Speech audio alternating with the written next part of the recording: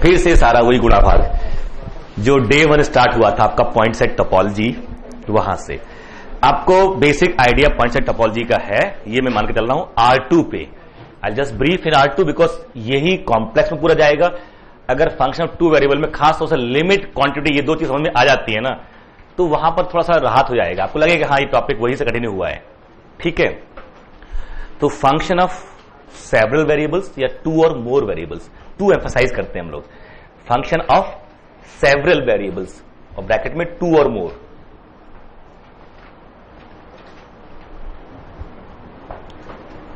Function of several variables 2 और मोर। ठीक है, एक ऐसा सेगमेंट है ये जो एक तो रियल एनालिसिस, ऊपर से फंक्शन ऑफ 2 और मोर वेरिएबल, मतलब एक तो करेला ऊपर से नीम चढ़ा।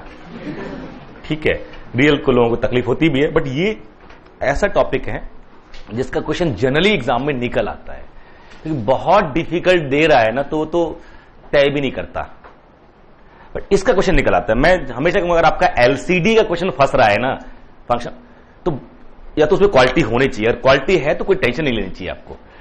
किसी सीक्वेंस की लिमिट नहीं निकल रही है आपसे तो परेशान नहीं होना चाहिए, बट अगर आप इंप्लाई नहीं कर पा रहे हो कॉन्सेप्चुअल क्वेश्चन तो वाकई परेशान होना चाहिए। सर ये कैसे कह रहे हैं कि सर A2n A3n और A2n-1 कन्वर्जेंट है तो सीक्वेंस कन्वर्जेंट है, ये नहीं सर समझ में आ रहा, तो अनर्थ है, मतलब आपको फिर कॉन्सेप्ट क्लियर नहीं है। अब उसमें लिया n factorial upon e to the power n factorial into sine of n factorial pi whole to the power 1 upon n। Sir इसकी लिमिट निकाल दो, अब कुछ और कर लो, उसके आगे बाहर साइन लगा दो। ये कभी भी दुखी कर सकता है, और नहीं निकल रही तो इससे आपकी नॉलेज पे क्वेश्चन मार्क नहीं होता। और अगर ये क्वेश्चन एग्जाम में आप ये सोच डर रहे हो एग्जाम में आ जाएगा तो क्या करेंगे? कुछ नहीं करेंगे और दुआ करेंगे कि बाकी सारे दोस्त ट्राई करें उसको, क्योंकि निकलना वो किसी से नहीं है एग्जाम में, और जिससे निकल रहा है वो आपको, आपका सिलेक्शन वो तय भी नहीं कर रहा है। आपका सिलेक्शन मालूम कौन तय करता है? जो आपके बगल में बैठा हुआ है और सारे इजी अच्छे अच्छे क्वेश्चन जो है वो सारे सही सही कर रहा है, वो आपके लिए खतरा है। जाओ उसकी ओमा शीट पे स्याही गिरा दो,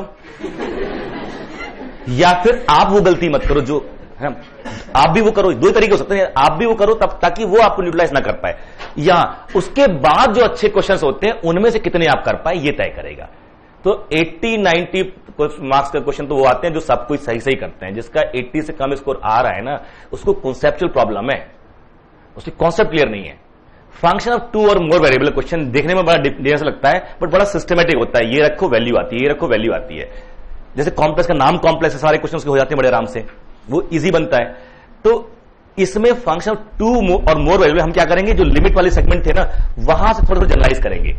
ठीक है, जैसे रियल लाइन पे हम लोग जब ऐसे कट करते थे तो मुझे क्या मिलता था? नेबरहुड, और जिस पॉइंट के अराउंड ऐसे ऐसे करते थे। अब हम ऐसे ना करके हम ऐसे कर देंगे, मेरे पास स्पेस है पूरा। तो ये जो सर्कल बनेगा, ऐसा सर्कल नहीं होता, मतलब जैसा भी होता है ये सर्कल बनेगा। 2-4 बार ऐसे लगातार बनाएंगे तो ये भी ऐसे करने लगेगा, फिर इसको बनाना नहीं आता। आप समझिए ये नेबरहुड है यहां, ये नहीं,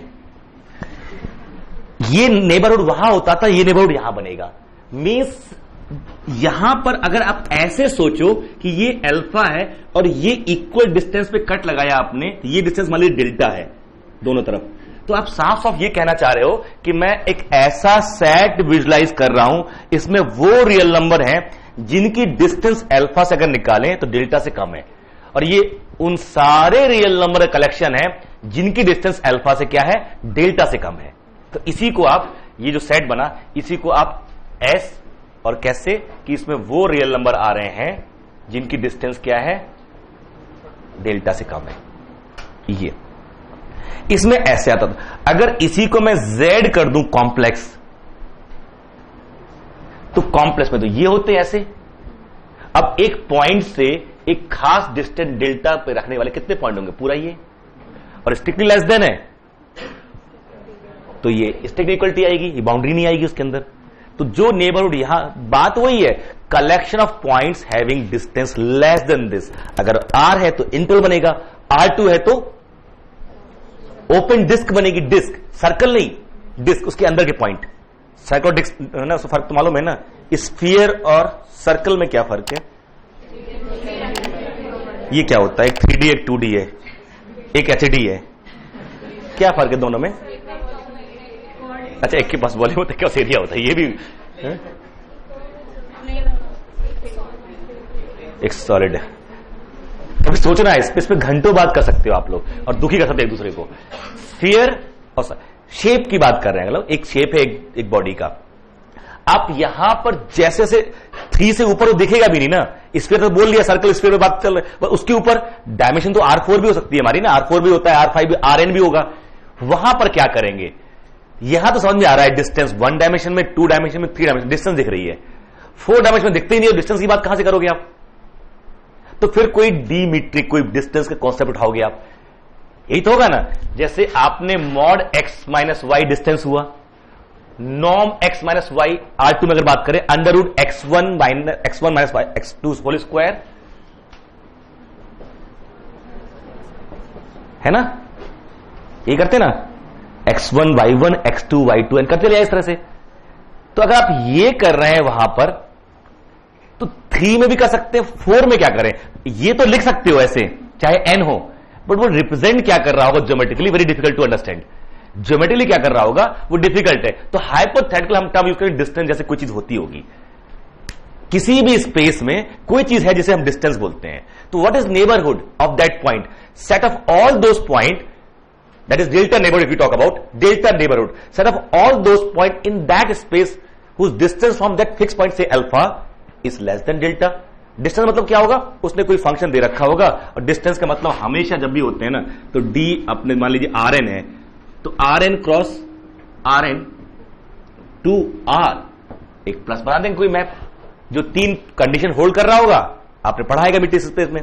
तो फिर वो मेरा वो जो d x cross x to R एक मैप बनाते हो, d of x comma y get equal to 0, है ना, d of y comma x equal to x comma y, और third inequality d of x z है, x y और y z से दोनों से लेस होना है, d of x z is less equal d d of x y plus d of y Z, triangle inequality.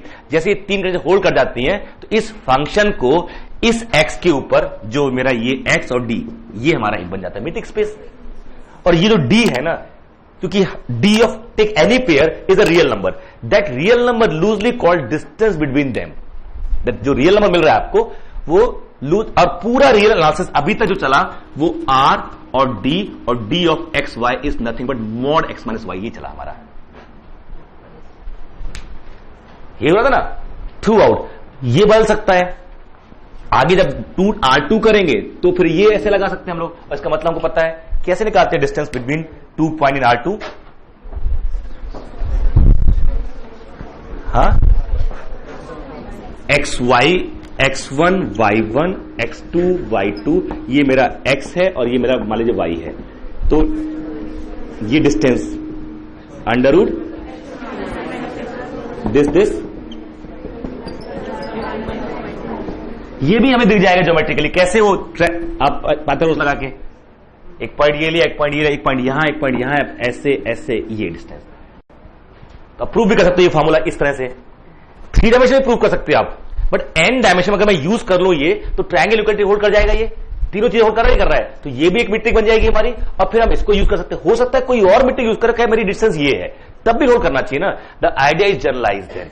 अभी R2 R3 में जा रहे हो, इसी आइडिया को कहीं भी जनरलाइज कर सकते हो, कैसा भी सेट आपके पास हो उस पे आप लिमिट क्वांटिटी सब बात कर सकते हो। सेट ये ले लीजिए x और ये d, और इसके ऊपर आप लिमिट क्वांटिटी सबकी बात कर सकते हो। Got the idea? तो यहां से स्टार्ट करते हैं हम लोग। नेबरहुड, लिमिट पॉइंट, ये सब जनरलाइज कर पाएंगे हम, आपने पढ़ा है ना मैट्रिक्स में, हम यूज करें सीधे इन लोगों को, मतलब लिमिट पॉइंट, डिराइव्ड सेट, ये सब बताइए तो नहीं है ना, सीधे लिमिट कंटिन्यूटी लिखिए। पहला ऑब्जर्वेशन, सबसे पहले ये बना लीजिए, f फ्रॉम, ये बस शुरू में ये लिस्ट लिख लीजिए, f from x R to R। दूसरा f from x R2 to R। तीसरा f from x R n to R n greater than or equal to 2। चौथा f फ्रॉम R। 5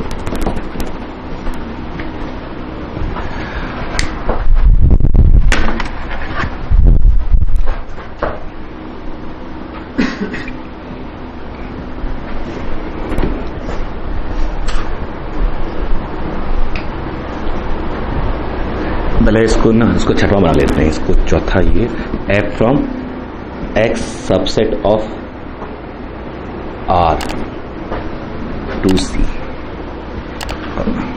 अच्छा f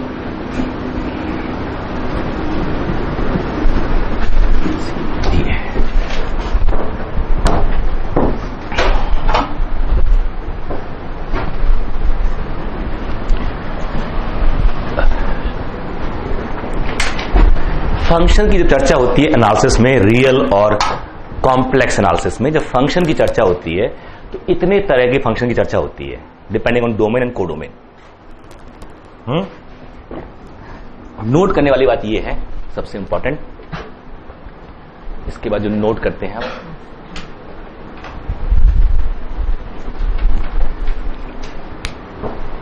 in first point, in first domain, first पहला जो हमारे लिए, in first domain is treated as field and all the properties of field are used. In first domain is treated as field, inverted comma में field, domain is treated as field and all the properties of field are used. आपको पता है, बचपन में पढ़ा होगा field की कितनी प्रॉपर्टी होती है। Just watching videos won't help. You need to practice your learning by solving questions. Get the latest practice books from DIPS. Click on the link to buy now.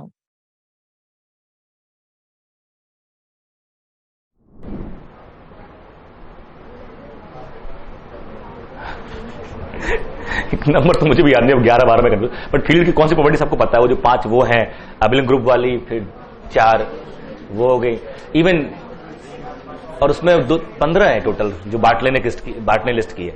Are, field are में तो trichotomy law भी आता है, completeness property भी आती है, वो नहीं शामिल कर रहे थे ना। हाँ, तो उसमें ट्राइकोटोमी लॉ ऐड करो, कंप्लीटनेस प्रॉपर्टी ऐड करो, और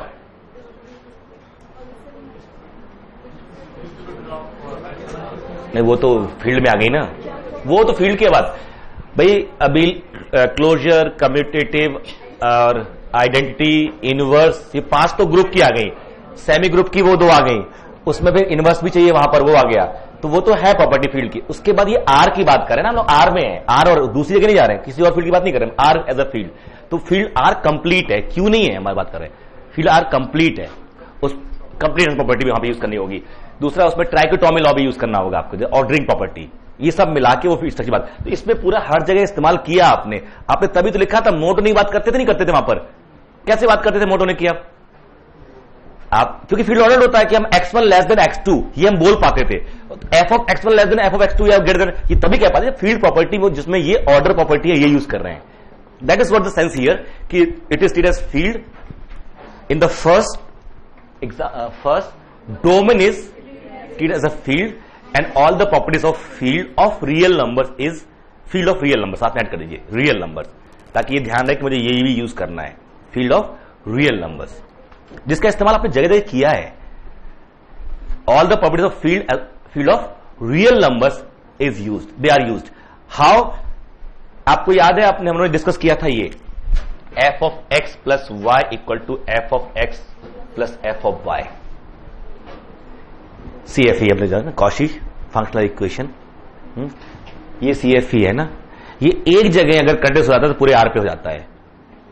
कोई भी CFE, इसे बोलते हैं CFE, F from R to R, किसी एक जगह हो जा रहा है तो पूरे R पे हो जा रहा है। और इसके पूरे प्रूफ में हमने जगह जगह इस बात का इस्तेमाल किया था कि ये मेरा क्या कहते हैं फील्ड है, कंप्लीट है। तभी लिमिट पॉइंट की बात है तो उसी में रहता था, हमेशा बाहर नहीं जाता था, जबकि Q मेरा कंप्लीट नहीं है, Q has limit point which are outside as well.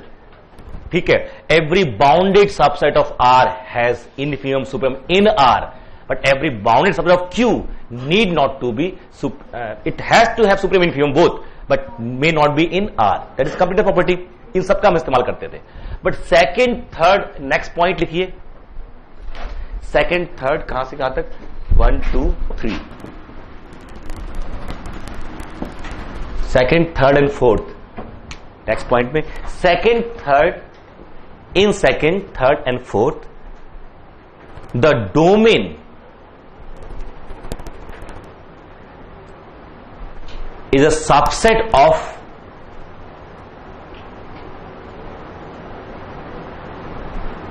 a vector space. Subset of a vector space. दिख भी रहा है R2, Rn, R over R.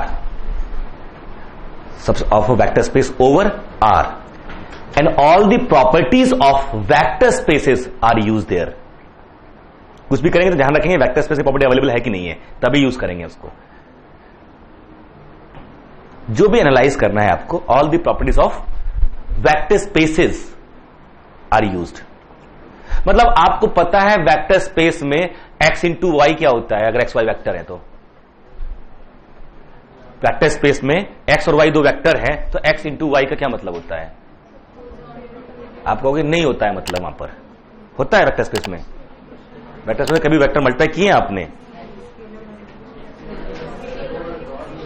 x और y वेक्टर है तो x इंटू वाई का मतलब नहीं है. तो यहां पर हम ध्यान रखेंगे कि ये जो हम बात कर रहे थे f of x plus y equal to f of x plus f of y, ये तो दोनों जगह मीनिंगफुल है. लेकिन जैसे ही हमने f of x plus y equal to f x into f y किया, अब ये मीनिंगलेस हो गया यहां पर.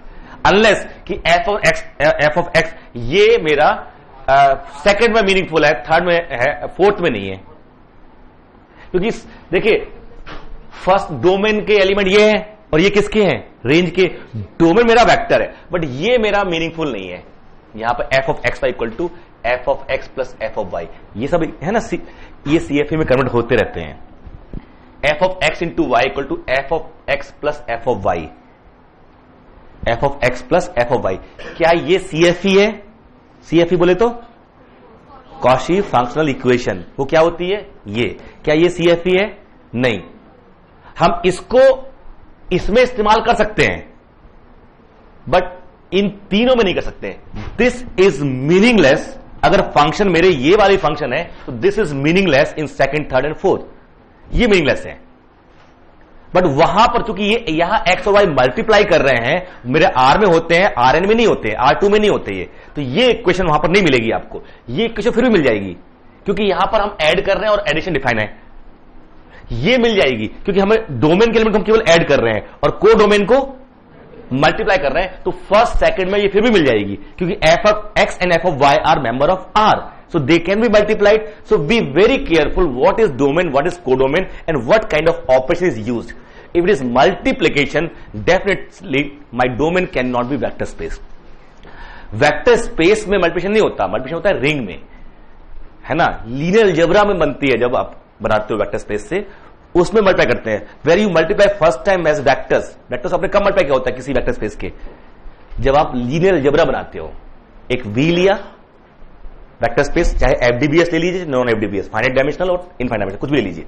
एक वी लीजिए, उसके ऊपर दुनिया भर के लीनियर ऑपरेटर बनेंगे, वी टू वी बनेंगे. लीनियर ऑपरेटर अब होम और phase from V to itself बनेंगे. सबको इकट्ठा कर लो, एक नया सेट बन गया.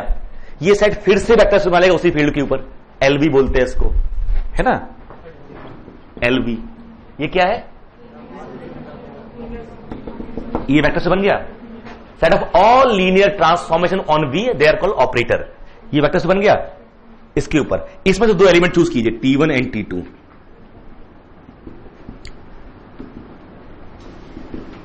तो T1 प्लस T2 मीनिंगफुल होना चाहिए क्योंकि ये वेक्टर स्पेस है. बट यहां पर क्या होता है कि T1 ऑफ T2 भी बिलोंग कर जाता है इसको. Composition of linear operator again ये बिलोंग कर जाता है, तो उसको नाम दिया T1 dot T2 equal to T1 of T2. अब जो LV प्लस और डॉट, ये बन गया एक रिंग, क्योंकि इसके रिस्पेक्ट में एबिलियन ग्रुप वैसे भी था, इसके रिस्पेक्ट में semi group and distribution is also available. तो ये बन गया रिंग. इसे बोलते हैं लीनियर अलजेब्रा. इस रिंग को we call this ring as a linear algebra. So in linear algebra we first time multiply vectors, है ना, and that too over linear operators. जो आप ring of m cross n matrices पढ़ते, n cross n matrices पढ़ते हो, square matrix ring पढ़ते हो, जो वो एक्चुअली लीनियर अलजेब्रा होता है. ये जो पढ़ रहे हो ना, GLNF पढ़ा था आपने, ये उसी लीनियर अलजेब्रा का सबसेट है. ये it is not set of all, but it is set of n cross n matrices. Each n cross n matrices is nothing but a linear operator. Here you add and multiply matrices. तो ring of जो matrices है ना, वो actually linear algebra है. वहां first time vectors multiply करते हैं। तो यहां पर भी अगर हमें वेक्टर मल्टीप्लाई कर रहे हैं तो हमें यह फील करना चाहिए, तो हो सकता है कि my function is over linear algebra. My domain is, if my domain is field, I can multiply, I can add, I can divide. If domain is vector space, I can add, I can take linear combination, but I cannot multiply. But if it is linear algebra, then I can add, I can multiply, but I cannot divide. तो field में 3 property, you can add, multiply, divide. linear algebra में 2 property, you can add, multiply, but cannot divide. Vector space में you can add only. ठीक है, ये idea रहेगा ना, just having bird's view of the topic. Clear? 5th 6th तो आपको पता ही है क्या है। 5th में 3rd note, in 5th every real number is associated with the complex number. In 3rd every real number is associated with the complex number, and used, this 5th is used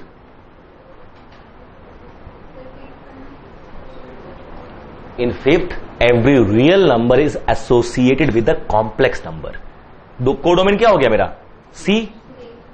And this function is used generally to define curve in complex plane. This function is generally used to define curve in complex plane. इन पे सोचिए, अपनी language बनाइए। तो क्या क्या क्या हार गए।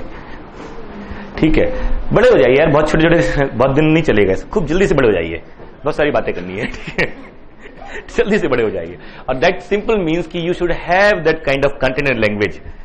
और जिस दिन आप चाहोगे ना 20 प्रॉब्लम का सेट बनाओगे और उनके सामने सॉल्यूशन होते रट्टा मार लोगे, तो आप बाकी वैसे हो जाएगा, बाकी दूसरे हैं। बट ये जल्दी नहीं आएगा। जो आप लैंग्वेज डेवलप करते हो ना, ये जल्दी नहीं आता। ये उसी को आता है जिसके पास अपना खुद का थॉट प्रोसेस है। हम लोग बाकी लोग इंस्पायर ही कर सकते हैं। वो लेडी ने कितना बढ़िया बोला उस दिन, वो जो उसकी गरिमा की मदर ने, जिस दिन अवार्ड सेरेमनी हो रही थी, वो आगे बोलती कि सर एक चाबी आपके पास थी, एक चाबी मेरी बेटी के पास थी, and that success is a locker. जो उनकी मदर स्पीच गरिमा की, जो जिसकी जैम में रैंक 1 आई है, उसकी मदर बोल रही थी, तो उन्होंने एक सेंटेंस यूज किया कि सर एक चाबी गरिमा के पास थी, एक चाबी आपके पास थी, लॉकर तभी खुले जब दोनों चाबी मिलाएंगे। जैसे मैच करेंगे दोनों, नहीं पता लॉकर में इतना कुछ रखा हुआ था, but she use that word कि ये ऑब्जर्वेशन उसको लैंग्वेज में कन्वर्ट करना, that is what mathematics is. It's not about integration and differentiation. Mathematics about observation something. अगर आप ऑब्जर्व कर पा रहे हो ना, बाकी तो अपने आप आ जाएगा। जैसे मैं अभी टॉपिक स्टार्ट करने में ये बता रहा हूं, ये सब है क्या, आपका ध्यान यहां जाना चाहिए। ऐसे ये हमारा जो जब भी डोमेन रियल नंबर है, को डोमेन मेरा सी है।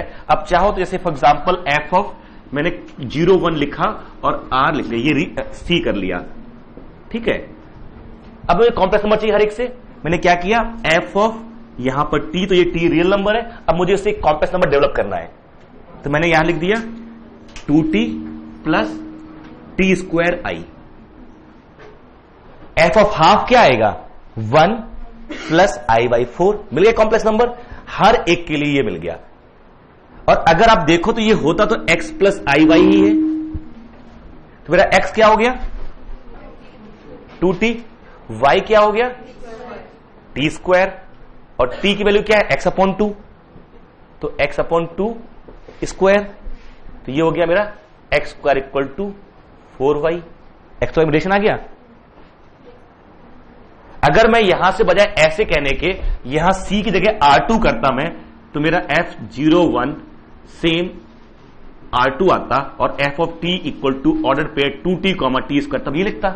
मेरा ये x हुआ, ये y, और x y में क्या रिलेशन आ गया, x y equal to 4y। आपको पता है कैसा पैराबोला होता है ये आगे ना, y square equal to 4ax, x equal to 4ay, ये बनते ना। तो यानी इस फंक्शन ने ये कर्व दे दिया मेरे को। अगर मैं इस प्लेन को एज ए R2 देखूंगा तो मेरा ये फंक्शन है, और एज ए C देखूंगा कॉम्प्लेक्स प्लेन, तो this is curve in Argand plane और कर्व इन कार्टेशियन प्लेन। तो जब R से R2 पे, R से C पे जाते हो, तो जनरली, ऐसा हमेशा नहीं है, but generally it is method to define curve in R2 और in C, both are similar planes. आप हर पॉइंट पे या तो आपको ऑर्डर पेयर मिलेगा, अगर आप इसको आर्गन प्लेन देखोगे तो इस पॉइंट पे आपको एक कॉम्प्लेक्स नंबर मिलेगा। ठीक है। और अच्छा जो आपने लिखा था 1 है ना, और ये लास्ट वाले फिर से वही आ गया फील्ड। तो यहां पर अगर आप R2 देख रहे हो या C देख रहे हो, दोनों फर्क है कि नहीं है? मेरा कोडोमेन क्या है? C। दोनों के अगर मैं इसको R2 करूंगा तो सेम तब भी वो बनने वाला है, चाहे मैं इसको R2 यूज करूं या C। फर्क कहां आएगा? यहां पर मुझे मिलेगा A प्लस IB और यहां मिलेगा A comma B। This is member of a vector space, where this is member of a field, है ना।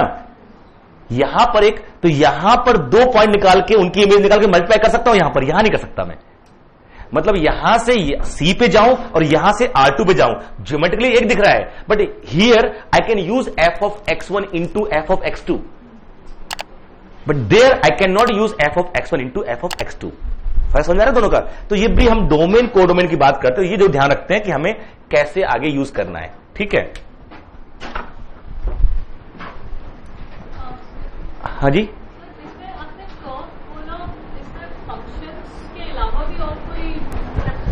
it is used to define, they are not curve themselves, they are used, this concept is used to define curve, and then we will have a definition of curve in complex plane। वहां पर पूरी definition ऐसे ही आती है कि ये 0 A to B लेके जाते हैं यहां पे C, और यहां पर यूज कैसे करते हैं, यहां पर f of t करेंगे तो यहां एक फंक्शन t का और यहां एक फंक्शन t का लिखेंगे, और ये कंटिन्यूअस होना चाहिए इस इंटरवल के ऊपर, तब ये फंक्शन एक कर्व डिफाइन करता है कॉम्प्लेक्स प्लेन में।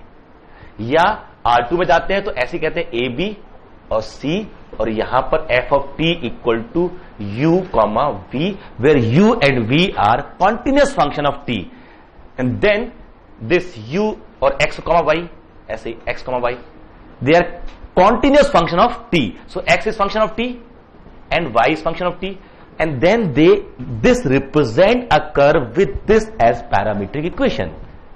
आपको याद है इक्वेशन कई टाइप की होती है, नाना प्रकार की इक्वेशन, बताओ 4-5 टाइप।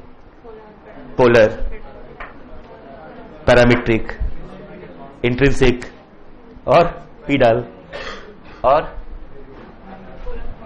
हाँ पोलर हो गया, ठीक है, समझ रहे ना। लास्ट वाला फिर से आता है, ये 2 चीजें पढ़ेंगे हम लोग कॉम्प्लेक्स एनालिसिस में, ये 3 अब पढ़ने जा रहे हैं और ये पढ़ चुके हैं, ठीक है, ये हम लोग ऑलमोस्ट पढ़ चुके हैं, ये 3 अब पढ़ना है और ये 2 हमारा कॉम्प्लेक्स। सब में काफी ज्यादा इंटरमिंगलिंग है, इसका कॉन्सेप्ट यहां इस्तेमाल होगा, इसका कॉन्सेप्ट यहां इस्तेमाल होगा, सब जगह दूसरे कॉन्सेप्ट इस्तेमाल होते हैं, ठीक है। So shall we start with this. हम लोग क्या करेंगे, R2 से R स्टार्ट करेंगे, लास्ट 6 वो भी नोट लगा लीजिए, ठीक है, is defined as function of complex variable. Last 6 defines a function of complex variable.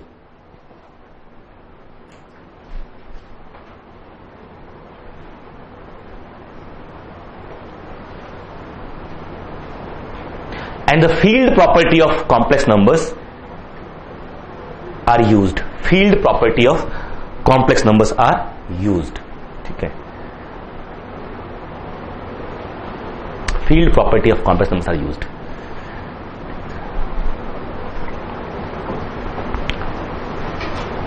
we will study in complex analysis at length, very soon we will start complex, ठीक है।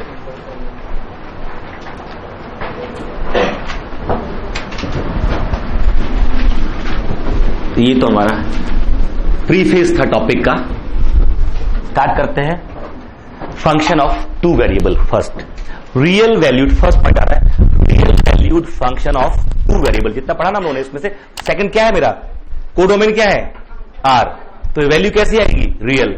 Domain क्या है R2, तो variable कितने होगा उसमें 2। So real valued function of 2 variables, real valued function of 2 variable. Let x be a subset of R2, then f from x to R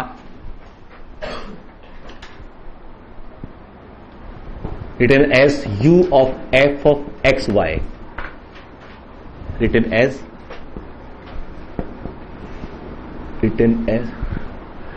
u as a function of xy is called function of 2 variables. Examples: 1।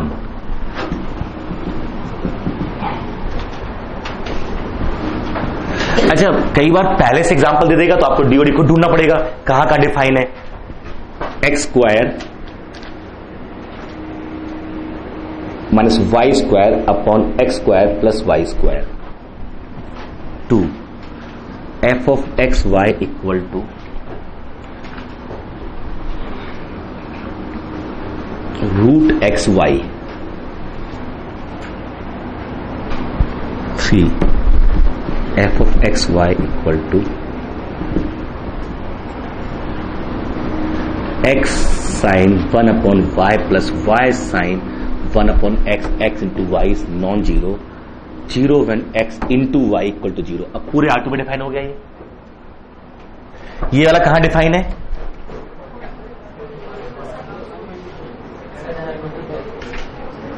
दोनों positive हो या दोनों negative हो, यानी first quadrant में और third quadrant में। नहीं, फर्स्ट क्वाड्रेंट में और थर्ड क्वाड्रेंट में। ये कहां डिफाइन नहीं है? सिर्फ ओरिजिन में डिफाइन नहीं है, बाकी सब जगह डिफाइन है। तो यहां पर जो हम लिखेंगे ना x, y belongs to R2 minus 0 0, ये हुआ DOD। इसका DOD पता हो गया आपको?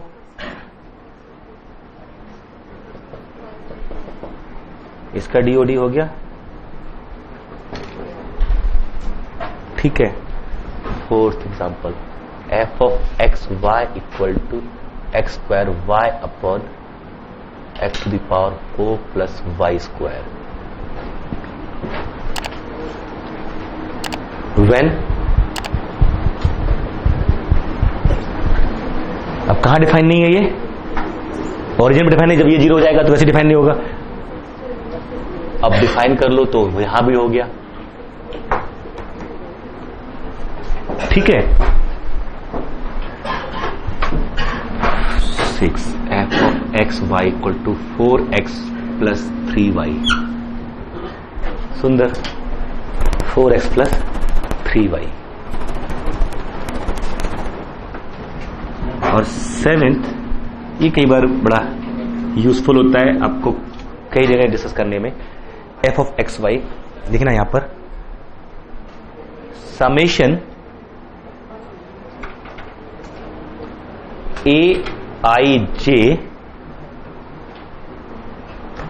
X I Y J I and J vary from 0 to कुछ भी लिख लिया मैंने n, m। ये मुझे दिया जाएगा, मैं लिख सकता हूं बड़े आराम से। A1 2 0 1 सब वैल्यू में लिख सकता हूं। यहां पावर क्या लिखनी है समझ सकते हैं। और यहां ये ध्यान रखें कि x टू द पावर 0 को 1 और y टू द पावर 0 को 1 ये माना जाएगा। फॉर एग्जाम्पल इसी में F of x Y equal to 1 minus 2xy plus 3x² plus 4x3। आप रखोगे सारे कोफिशिएंट मिल गए, कौन सा कोफिशिएंट क्या है हमारा?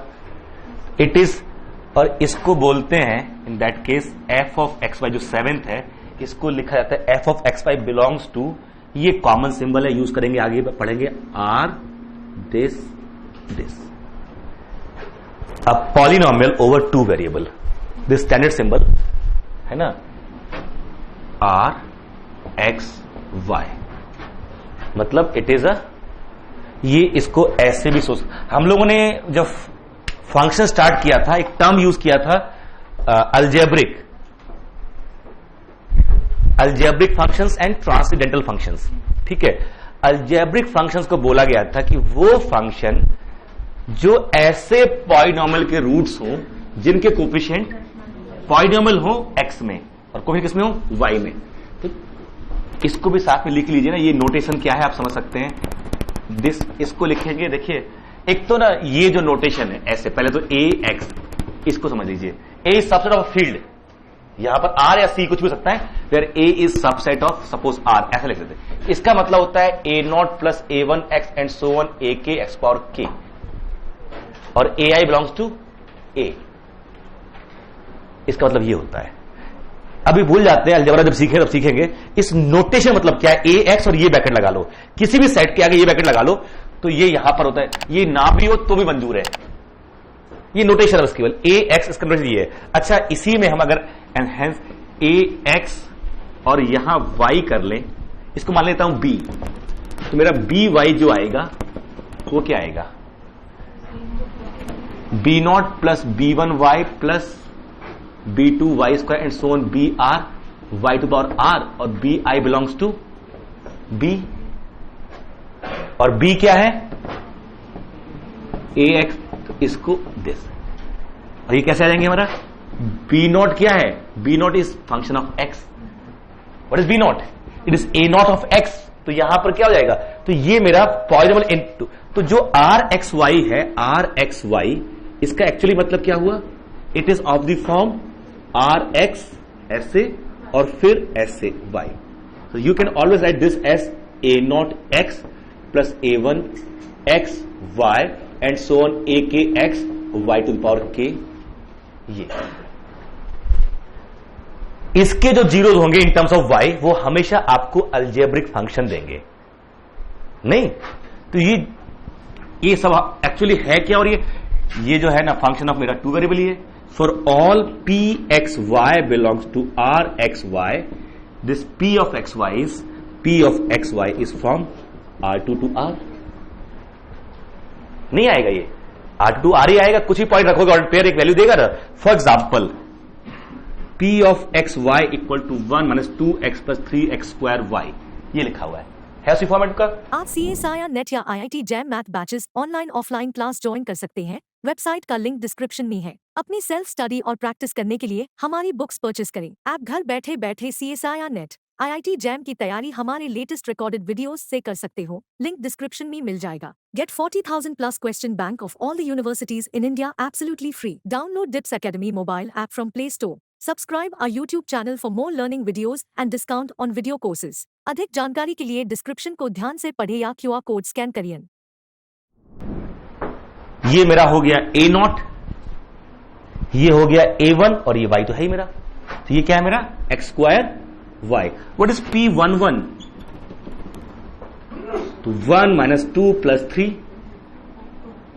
तो क्या आ गया 2, तो आएगा तो रियल नंबर ही आएगा हमेशा ना, तो this is always a real valued function of two variables. और इसमें ध्यान रखना हमेशा, जैसे if p of x Y belongs to r x y, then p of 1, 1 is sum of the coefficients. Sum of the coefficients. कई बार पूछा है उसने, एक ऐसे n में भी हो सकता है, अगर आपका ना सिमिलरली इफ f x देखिएगा बिलोंग्स टू r, ये है, और यहां पर x1 x2 xn, we can generalize for up to n। अभी दो वेरिएबल थे एक्स वाई, हमें n चाहिए तो हमने बजाय एक्स वाई के x1 x2 xn कर लिया, तो ये क्या हो जाएगा, it is a polynomial in n variable. हम 2 में काम करेंगे हमेशा और फिर उसको n में लेके जाएंगे, है ना, सौजन्य से पॉलिया, ये हम लोग मान सकते हैं, इसको पॉलिटेक्निक बोल सकते हैं। ही सेड दिस कि to discuss something over n variable, first discuss over 1 and 2 then generalize. वहां से लौटना इन्वर्टिबिलिटी वाला मुश्किल काम होता है। तो ये क्या हो जाएगा मेरा function of n variable. For example f x1 x2 xn equal to x1 plus x2 plus xn square minus xi xj twice. कुछ भी रखोगे, जैसे मान लीजिए रखा f of 1 1 1 क्या आएगा, बताइए इस केस में f 1 1 1 1 ये क्या आएगा,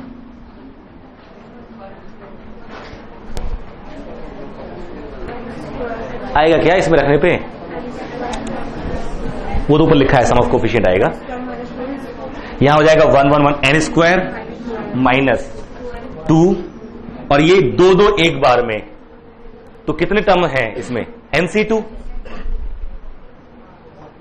2 एक बार xi xj और i is not equal to j, तो n वेरिएबल है, एक बार कितने चूज करोगे, 2 चूज करोगे तो कितने टर्म होंगे nc2, तो 2 into n n minus 1 upon 2, ये 2 कैंसिल हो गया, ये क्या होता है N square minus N square minus N plus N.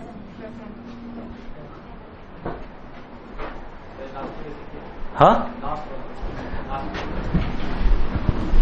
आपने एक फंक्शन बनाया F of x1 x2 xn equal to x1 plus x2 and so on xn square minus twice summation xi xj i is not equal to j।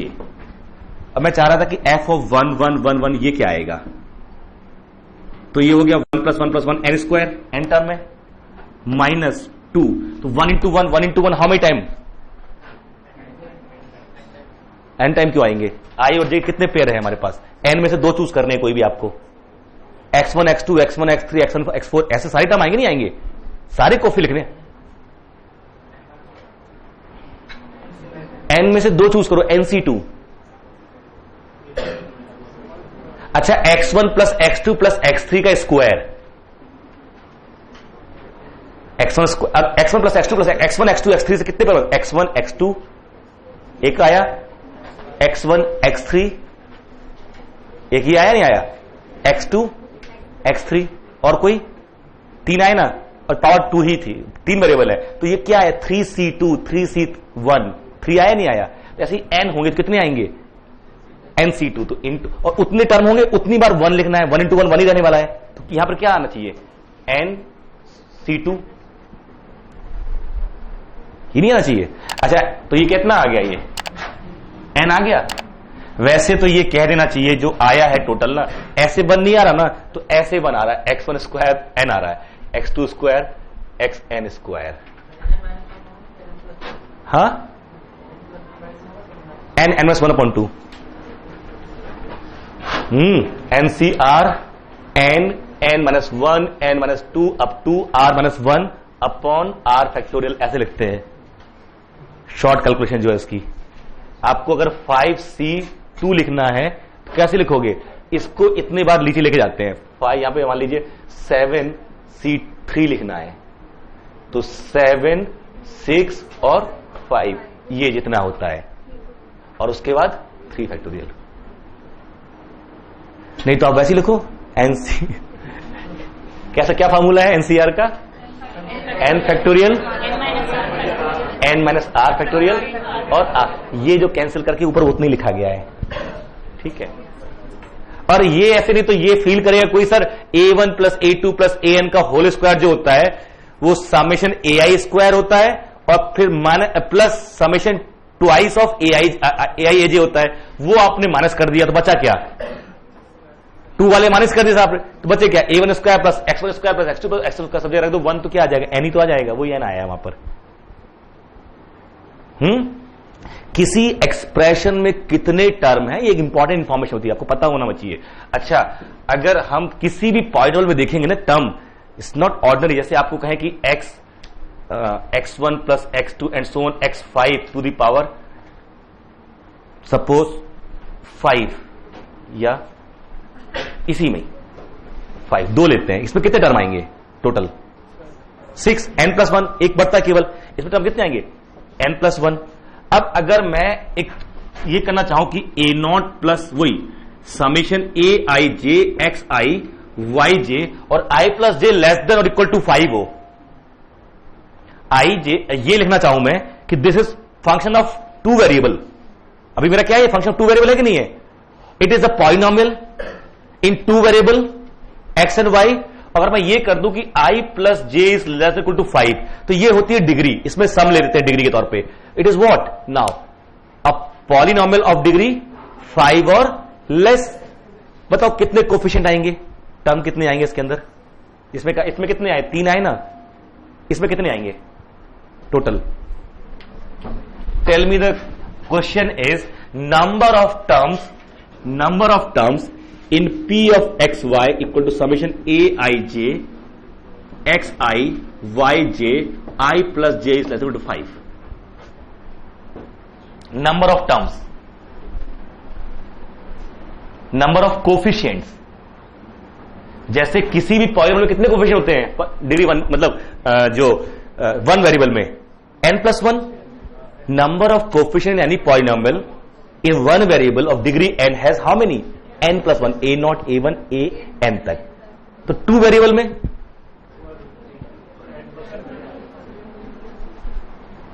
ना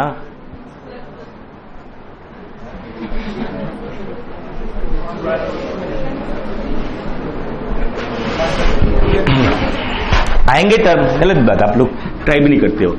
term कैसे आएंगे? एक तो constant term आएगा, a0 लिख लिया, degree 1 के 2 आएंगे,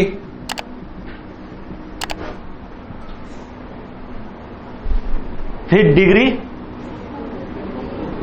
2 के 3 आएंगे, a3x² a4y² और प्लस a5xy, यहां 1 यहां 2 यहां 3 4 5 और 6 ऐसे आएंगे।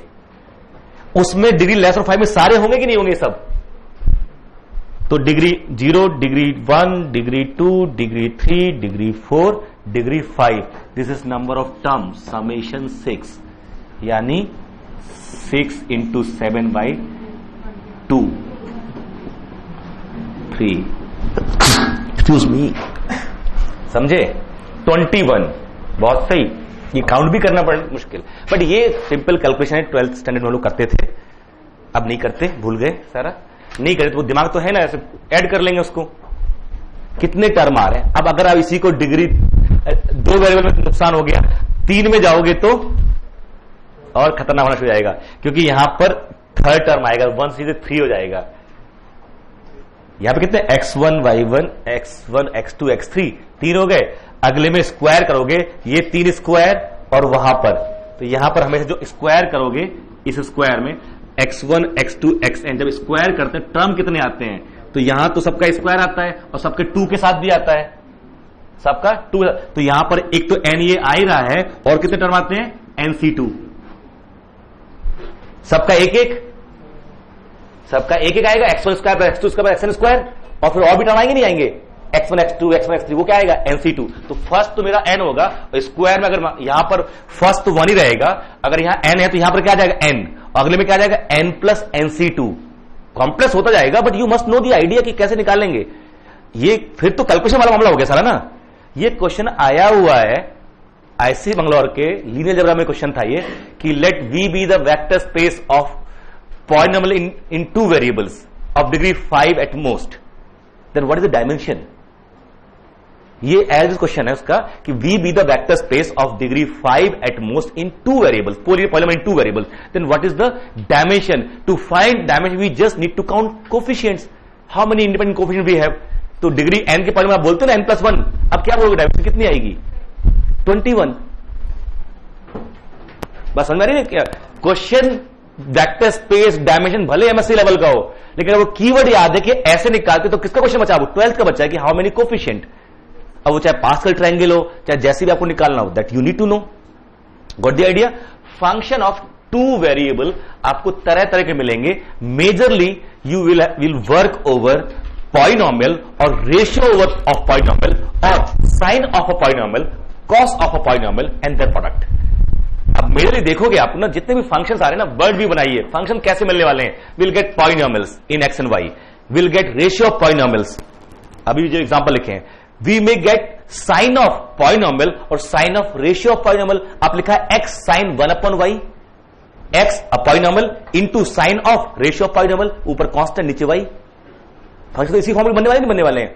And then you need to work कि कब लिमिट एग्जिस्ट करेगी, कब नहीं करेगी, कब कंटिन्यूस होगा, कब नहीं होगा, एज पर डेफिनेशन। ठीक है?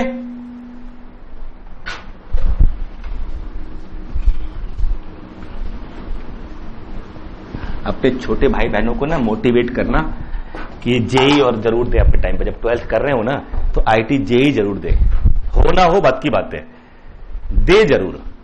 जो सीधे सीधे 12th में नहीं, हम तो 12th करेंगे, बीएससी करेंगे, उसमें अब बीएससी करना, अगर नहीं माना उसके इंजीनियरिंग जाने का कोई टेंशन नहीं, उसको कहना ठीक है तुम बीएससी करना, बट ये एग्जाम जरूर दो और अच्छे से दो। पास होगा तभी मत जाना, बट एग्जाम दो और अच्छे से दो। पास होने की जरूरत भी नहीं है तुमको, बस एग्जाम दो और लगेना चाहिए कि हाँ बैठ के आए थे। वो एक साल जो तैयारी करेगा ना, बहुत सारे ग्रे एरिया दूर हो जाएंगे उसके। बहुत बड़ा डिफरेंस मैं लगातार नोटिस कर रहा हूं बच्चों में, जिन्होंने तैयारी की थी उस टाइम पे और जो नहीं की थी, बड़ा डिफरेंस है। ऐसी जब बीएससी होने के बाद या ग्रेजुएशन होने के बाद एक बार यूपीएससी जरूर देना, सिविल सर्विस एग्जाम एक बार जरूर देना चाहिए। एक साल खाली बैठ के कोई भी एक साल चूज कर लीजिए, ठीक है, एमएससी की बात कर लिए, मान लीजिए डिग्री होगी, एक साल खाली बैठ के तैयारी कीजिए, एग्जाम दे के आई, सीरियसली ना, ये बड़ा डिफरेंस है। आप अभी नहीं फील कर सकते, आप हजारों में अलग हो जाते हो, बहुत बड़ा डिफरेंस आता है। तो एक कोई सी मूवी देखी थी जो कहता था वो ओमपुरी, अजय देवगन को, वो चोर से सही हो जाता है, हाँ, कोई नेकलेस चुराने के चक्कर में वो काजल के पीछे पीछे घूम रहा होता है, उसमें डायलॉग बोलता है वो, ठीक है, तो देखो हम कितने गंदे ढंग से मूवी देखते हैं, सोचो उसमें एक डायलॉग बोलता है कि आदमी को जिंदगी में अगर प्यार जरूर करना चाहिए, इससे वो अच्छा आदमी बन जाता है। शायद हिंदुस्तान के रेफरेंस में नहीं था ठीक है, बट उसने बोला वो भले ना करो, उतना टाइम आपके पास नहीं होना चाहिए, बट एक बार 12th के लेवल पे जेई, आपकी तो उम्र निकल गई, अब अगली जनरेशन को उसको मोटिवेट करो, और बीएससी एमएससी एक बार यूपीएससी जरूर दो।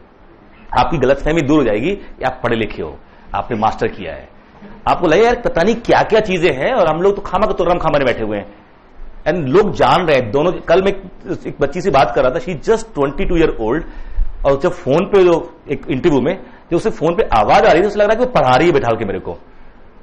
उसने 7-8 मिनट में ऑलमोस्ट मुझे लगा कि no, I should call her ma'am कि यस मैम, आप बिल्कुल ठीक कह रही हैं, आप कल आइए इंटरव्यू, आप फेस टू फेस मुझे मिलना पड़ेगा आपसे। वो मतलब जिसे कहते हैं कॉन्फिडेंस, हर पॉइंट पे, हर चीज पे किस लेवल पे डिस्कस कर रही है वो। एट द एज ऑफ 16 से स्टार्टेड वर्किंग फॉर एनजीओ, 16 साल की एज में एनजीओ स्टार्ट करना शुरू किया उसने खुद, और काम कर रही है उसके ऊपर। और इकोनॉमिक्स से बात कर लीजिए, मैथ्स से बात कर लीजिए, किससे बात कर लीजिए, हर एक टॉपिक बात कर रही है विद कॉन्फिडेंस। कोई थोड़ी ऊपर छोड़ा हुआ, इंटरेस्ट क्रिएट हुआ, शुरू हो गई, वो जो था ना कि पढ़ना शुरू कर दिया, ये कलेक्ट करना शुरू कर दिया। एक चीज मान रहा हूं मैं, किसी के पास भी एक्स्ट्राऑर्डिनरी दिमाग नहीं, बस एक ने जिसने स्टार्ट कर दिया वो कर गया। You start and continue. हम जो नहीं कर रहे हैं ना, वो लोग हैं जो स्टार्ट नहीं कर रहे हैं। ऐसा नहीं कमजोर लोग हैं, दिमाग नहीं है, आलसी कौन करे, बस यही कौन करे, ठीक है। सो अभी हम लोग जैसे बात स्टार्ट कर रहे हैं, फंक्शन है, फंडामेंटल है, वो तब की तब आएगी, बट पोल कहां खोल रही है, पढ़ तो रहे एमएससी लेवल के, पोल कहां खोल रही है। अच्छा, हमें टर्म काउंट करने में दिक्कत है अभी, सो रहा है ना कि ये हिट क्यों कर रहे हैं बीच में, कि वो ग्रे एरिया वहां से निकल के आ रहे हैं कि अगर वो क्वेश्चन सॉल्व नहीं हुआ आपसे, तो वो 12th की जो वीकनेस थी ना कि counting of something in an expression, वो 12th में जेई वाले बहुत अच्छे से करते हैं। वो इसके ऊपर के आ गया, उसको यहां के इश्यू हो रहा है, पूरा वेक्टर स्पेस पढ़ लिया, नॉर्म स्पेस तक चले गए, बना के स्पेस फंक्शन में भी चले गए, और what is dimension of this vector space of 0.1 degree 2 less than equal to 5 has a problem, है ना। अब इस पूरे उसमें लिमिट, कॉन्टिन्यूटी, डिफरेंशियबिलिटी, इसमें लिमिट और क्वांटिटी में आपको टेंशन नहीं होनी चाहिए, क्योंकि वन वेरिएबल वाली एग्जैक्टली उठ के आएगी यहां पर, बट डिफरेंशियबिलिटी टोटल अलग हो जाएगी, और आपको खुद फील करना चाहिए सर ये अलग होना चाहिए और ये सेम होना चाहिए। क्यों? लिमिट और क्वांटिटी में आपने कहीं पर भी डिवाइड नहीं किया, आप सिर्फ ये बोलते हो F of x plus H, this limit H tend to 0, इस एक्स में कुछ ऐड कर रहे हो और उसको धीरे धीरे कम करते चले जा रहे हो, और वो जो आता है उसको आप लिमिट बोल रहे हो, और ये एफ एक्स इक्वल आ गया तो कॉन्टिन्यूटी। तो जो फील्ड में था वो यहां भी अवेलेबल है, क्योंकि वेक्टर में भी ऐड करते हैं और फील्ड में ऐड करते हैं, और ये कंडीशन या डेफिनेट किस पे बेस्ड है? एडिशन पे। लेकिन डिफरेंशियबिलिटी में वहां पर आप ये करते थे, ये कि आपने इस डिफरेंस को, ये उसमें है ये भी है, तो ये मेरे जब वेक्टर स्पेस होंगे तो ये x माइनस ए, ठीक है ये तो मेरा रियल हो सकता था, बट x माइनस ए, अगर डोमेन मेरा वेक्टर स्पेस है तो x और a किससे उठा रहे हैं हम? डोमेन से। x वेक्टर है, a वेक्टर है, x minus a meaningful vector है, but what about 1 upon x minus a? आपने कभी देखा है ऐसा लिखा हुआ x y minus a comma b? चलो ठीक है, तो और सिंप्लीफाई कर लेते हैं, x minus a comma y minus b. अब इसका मतलब क्या हुआ? 1 अपॉन दिस। आपने कभी ऐसा देखा 1 अपॉन 1 2 3 4, 1 अपॉन दिस मैट्रिक्स? नहीं देखी कभी इस तरह। इसका मतलब कि जिस डेफिनेशन में डिनोमिनेटर डिवीजन रियल में यूज हुआ होगा वो हमें फिर से डिफाइन करना पड़ेगा, जिसमें नहीं हुआ है वहां से हमें हेल्प मिल जाएगी, हम एज इट इज जनरलाइज कर लेंगे। आप CSIR नेट या IIT jam math batches online offline class join कर सकते हैं। वेबसाइट का लिंक डिस्क्रिप्शन में है। अपनी सेल्फ स्टडी और प्रैक्टिस करने के लिए हमारी बुक्स परचेस करें। आप घर बैठे बैठे CSIR नेट IIT जैम की तैयारी हमारे लेटेस्ट रिकॉर्डेड वीडियोस से कर सकते हो। लिंक डिस्क्रिप्शन में मिल जाएगा। Get 40,000 plus question bank of all the universities in India absolutely free. Download DIPS Academy mobile app from Play Store. Subscribe our YouTube channel for more learning videos and discount on video courses. अधिक जानकारी के लिए description को ध्यान से पढ़ें या QR code scan करिए।